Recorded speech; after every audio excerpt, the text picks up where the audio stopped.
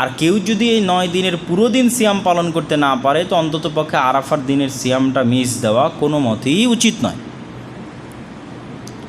কেননা আরাফার দিনে যত বেশি পরিমাণ মানুষকে আল্লাহ সুবহানাহু ওয়া তাআলা ক্ষমা করে থাকেন, আর পৃথিবীর কোনো দিনে এত বেশি পরিমাণ মানুষকে আল্লাহ সুবহানাহু ওয়া তাআলা ক্ষমা করেন না।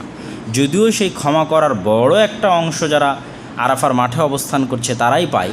কেন রাসূল সাল্লাল্লাহু আলাইহি ওয়াসাল্লাম বলেছেন, আল হাজ্জু আরাফা, আরাফাই হজ।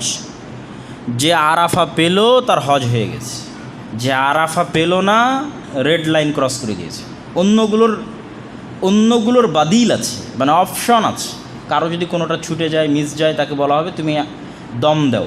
মুআল্লিমরা বলবে যে তুমি আর একটা কুরবানি বা খাসির টাকা দাও, সেটা তোমার নামে দান করে দেওয়া হবে। কোনো কিছু মিস গেলে, তাওয়াফ মিস গেল বা এভরিথিং কোনো রং হলো, কিন্তু আরাফা লা বাদিলা, যে আরাফা পায়নি তার আর কোনো অপশন নাই যে এই অপশন দিয়ে সে বলবে যে আমার হজ হয়েছে। না, আল হাজ্জু আরাফা, আরাফাই হজ।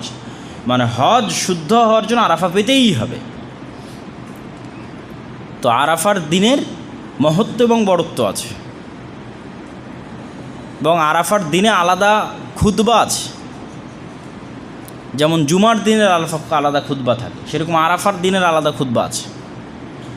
আরাফার দিনে আল্লাহ সুবহানাহু ওয়া তাআলা সবচেয়ে বেশি মানুষকে ক্ষমা করে থাকে। তাহলে আমরা কি করতে পারি?